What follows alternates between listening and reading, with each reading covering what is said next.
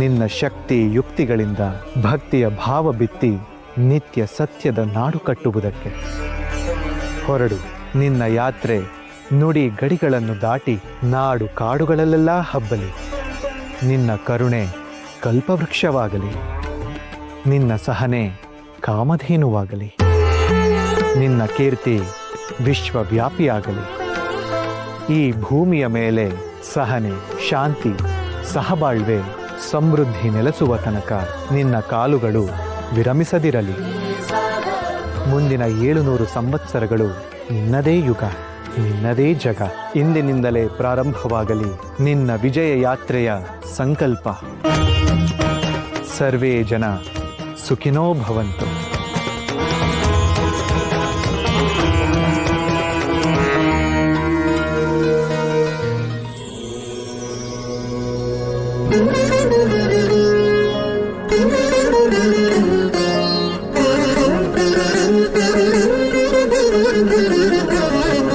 ನೀವು ಮಹಾ ಪುಣ್ಯಶಾಲಿಗಳು ರಾಘವೇಂದ್ರ ತೀರ್ಥ. ಮೂಲ ರಾಮನೇ ನಿಮ್ಮ ಎದುರಿಗೆ ಬಂದು ಆದೇಶ ನೀಡುವುದು ಎಂದರೆ ನಿಮ್ಮ ಪುಣ್ಯಕ್ಕೆ ಎಣೆವಂತೆ. ನಿಮ್ಮಂಥ ಮಹಾಪುರುಷರನ್ನು ನಮ್ಮ ಶಿಷ್ಯರಾಗಿ ಪಡೆದಿದ್ದು ನಮ್ಮ ಅದೃಷ್ಟ. ಇದೆಂಥ ಮಾತು ಗುರುಗಳೇ. ತಾವು ತ್ರಿಕಾಲಜ್ಞಾನಿಗಳು, ನಾವು ಜ್ಞಾನದಾಹಿಗಳು. ಅಂಬೆಗಾಲಿಡುವ ಹಸುಳೆಯಲ್ಲಿ ಜ್ಞಾನವೃದ್ಧರಾದ ತಾವೆಲ್ಲಿ? ದಯವಿಟ್ಟು ಹಾಗೆಲ್ಲ ಮಾತಾಡಬೇಡಿ. ಗುಣಕ್ಕೆ ಮತ್ಸರವೇಕೆ ಯತಿಗಳೇ? ಶ್ರೀಮದಾಚಾರ್ಯರು ಎಳೆವೆಯ ಇಳೆಯನ್ನಾಳಲಿಲ್ಲವೇ? ನಿಮಗೂ ಆ ಯೋಗವಿದೆ. ಭಗವಂತನೇ ಆಜ್ಞೆ ಮಾಡಿರುವಾಗ ಕಾಲಹರಣ ಸಲ್ಲದು. ಮುಂದಿನ ಶುಕ್ರವಾರ ಶುಭ ಮುಹೂರ್ತವಿದೆ. ನೀವು ಯಾತ್ರೆಗೆ ಸಿದ್ಧರಾಗಿ. ಅಪ್ಪಣೆ ಗುರುಗಳೇ.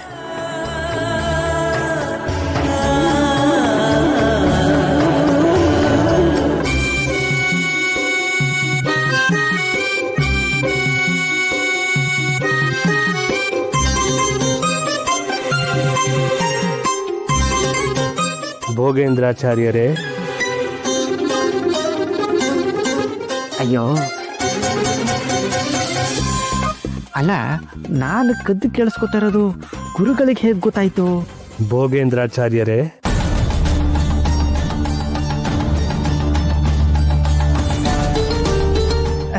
ಅದು ಗುರುಗಳು ಕ್ಷಮಿಸ್ಬೇಕು. ಮೊದಲನೇ ಬಾರಿ ಕರೆದಾಗ ನನಗೆ ಕೇಳಿಸ್ಲಿಲ್ಲ. 2ನೇ ಸಾರ್ತಿ ಕರೆದಾಗ ನೀವು ನನ್ನನ್ನೇ ಕರಿತಾ ಇರ್ಬೋದು ಅಂತ ಅಂದ್ಕೊಂಡು ನಾನೇ ಬಂದೆ. ನನ್ನನ್ನೇ ಕರೆದ್ರಿ ಅಲ್ವಾ ಗುರುಗಳೇ? ನಿಮಗೆ ಕೇಳಿಸ್ಲೇ ಇಲ್ಲ ಅಂದ್ರಲ್ಲ. ನಿನ್ನನ್ನು ಕರೆಯೋದು ಇದ್ದೇ ಇದೆ. ಅಕ್ಕ ಬಾವ ಅಪರೂಪಕ್ಕೆ ಮನೆಗೆ ಬಂದಿದ್ದಾರೆ, ಅವ್ರನ್ನ ತಾನೇ ಕರಿಬೇಕು. ನಾವು ನೆಂಟ್ರು ಕಣೋ, ಹೀಗೆ ಬರ್ತೀವಿ ಹೀಗೆ ಹೋಗ್ತೀವಿ. ನಿನಗೆ 3 ಹೊತ್ತು ಬೇಸ್ ಹಾಕೋದು ನಿನ್ ಹೆಂಡತಿ ಕಣೋ. ಮೊದಲು ಪ್ರಾಶಸ್ತ್ಯ ಅವಳಿಗೆ ಕೊಡಬೇಕು. ಸರಿಯಾಗಿ ಹೇಳಿದೆ. ನಮ್ಮ ಮನೆಗೆ 100 ಜನ ನೆಂಟರು ಬಂದ್ರು ನನ್ನ ಬಾಯಲ್ಲಿ ಮೊದಲು ಬರೋದು ನನ್ನ ಹೆಂಡತಿ ಹೆಸರೇ ಕಣಯ್ಯ.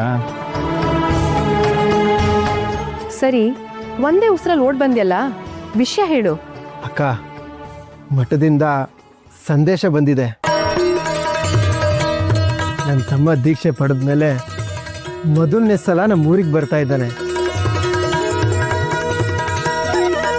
ಅಯ್ಯೋ ಬಿಡ್ತು ಅನ್ನಿ, ಇದೇನಿದು ಅವನು ಇವನು ಅಂತ ಎಲ್ಲ ಮಾತಾಡ್ತಾ ಇದ್ದೀರಾ? ಅವರೀಗ ರಾಘವೇಂದ್ರ ತೀರ್ಥರು, ನಮ್ಮ ಪೂಜ್ಯ ಗುರುಗಳು. ಹೌದಮ್ಮ, ಆದ್ರೂ ನನ್ನ ತಮ್ಮ ಅನ್ನೋ ವಾತ್ಸಲ್ಯ ಮರೆಯಕ್ಕಾಗಲ್ಲ. ಚಿಕ್ಕ ವಯಸ್ಸಿಂದಲೂ ನಮ್ಮ ಜೊತೆ ಆಡ್ತಾ ಆಡ್ತಾ ಹಾಡ್ತಾನೆ ಬೆಳ್ದ. ಅವನ ತುಂಟಾಟಗಳು ಇನ್ನೂ ನಮ್ಮ ಕಣ್ಮುಂದೆನೇ ಇದೆ. ಎಲ್ಲ ಕನ್ಸಿನ ಥರ ಆಗೋಯ್ತು. ಸರಸ್ವತಿ ಹೋಗಿದ್ದಂತೂ ಎಷ್ಟು ಮರಿಬೇಕು ಅಂದ್ರೂ ಮರೆಯಕ್ಕಾಗ್ತಾ ಇಲ್ಲ. ಅವಳು ಮುದ್ದು ಮುಖನೇ ನೆನ್ಪಿಗೆ ಬರುತ್ತೆ. ಅವಳು ಇನ್ನೂ ಇರಬೇಕಾಗಿತ್ತು. ಬಂದವರೆಲ್ಲ ಒಂದಲ್ಲ ಒಂದಿನ ಹೋಗಲೇಬೇಕು. ಅವ್ರು ಸ್ವಲ್ಪ ಬೇಗನೆ ಹೋದ್ಲು ಅಷ್ಟೇ. ಈಗ ವಿಷಯ ಬಿಡು. ಮೊದಲನೇ ಬಾರಿಗೆ ಗುರುಗಳು ನಮ್ಮ ಮನೆಗೆ ಬರ್ತಾ ಇದ್ದಾರೆ. ಅವ್ರನ್ನ ಅದ್ದೂರಿಯಾಗಿ ಸ್ವಾಗತ ಮಾಡಬೇಕು. ಹೌದು ಬಾವ, ಇಲ್ಲಿಂದಲೋ ಬಂದ ನಮಗೆ ಆಶ್ರಯ ಕೊಟ್ಟು ಘನತೆ ಮರ್ಯಾದೆಯ ಬದುಕು ಕೊಟ್ಟು ಈಗ ಲೋಕನೆ ಮೆಚ್ಚುವಂಥ ಗುರುಪಾದರನ್ನು ನೀಡಿದ ಮನೆ ಇದು. ಇದೇ ಮನೆಯಲ್ಲಿ ಪಾದ ಪೂಜೆ ಮಾಡೋ ಭಾಗ್ಯ ನಮ್ದು. ನೆನಪಲ್ಲಿ ಉಳಿಯೋ ಹಾಗೆ ಮಾಡಬೇಕು. ನಮ್ಮ ಪುಣ್ಯ, ನಾವು ಬಂದಿರೋ ಸಂದರ್ಭದಲ್ಲೇ ಅವರು ಈ ಮನೆಗೆ ಬರ್ತಾ ಇದ್ದಾರೆ. ಆಗ್ಲಿ, ನೀವು ಸ್ವಾಗತದ ತಯಾರಿ ಮಾಡ್ಕೊಳ್ಳಿ. ನಾನು ಅವ್ರಿಗೆ ಇಷ್ಟವಾದ ಸಿಹಿ ಅವಲಕ್ಕಿ, ಕಡಲೆ ಚಟ್ನಿ, ಗಸಗಸೆ ಪಾಯಸನೂ ಮಾಡ್ತೀನಿ. ಹೋಳಿಗೆನೂ ಮಾಡಬೇಕು ಕಮಲಾ. ಅವರಿಗೆ ಮಾವಿನ ಹಣ್ಣು ಸೀಕರಣೆ ಅಂದರೆ ತುಂಬ ಇಷ್ಟ. ಆಗ್ಲಿ ಅಕ್ಕ. ಅವ್ರು ಚಿಕ್ಕವರಿದ್ದಾಗ ಅಮ್ಮ ಹೋಳಿಗೆ ಸೀಕರಣೆ ಮಾಡಿದ ದಿನ ಬೇರೆ ಏನೂ ತಿಂತಾ ಇರಲಿಲ್ಲ, ಬರೀ ಹೋಳಿಗೆ ಸೀಕರಣೆನೇ ತಿಂತಾ ಇದ್ರು. ಹೌದು ಅಕ್ಕ. ಸರಿ, ನಾನು ಹೋಗಿ ಹೂವು, ಬಾಳೆಕೊಂದು, ಮಾವಿನ ಸೊಪ್ಪು, ಸೀಕರಣೆಗೆ ಮಾವಿನನ್ನೆಲ್ಲ ವ್ಯವಸ್ಥೆ ಮಾಡ್ತೀನಿ. ನೀವು ಅಡುಗೆ ಸಾಧನ ನೋಡ್ಕೊಳ್ಳಿ.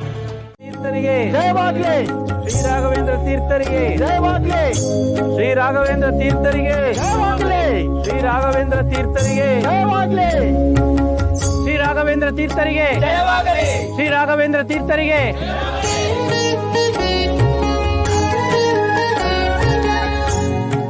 ಸಕಲ ಸನ್ಮಂಗಲ ಪ್ರಾಪ್ತಿರಸ್ತು.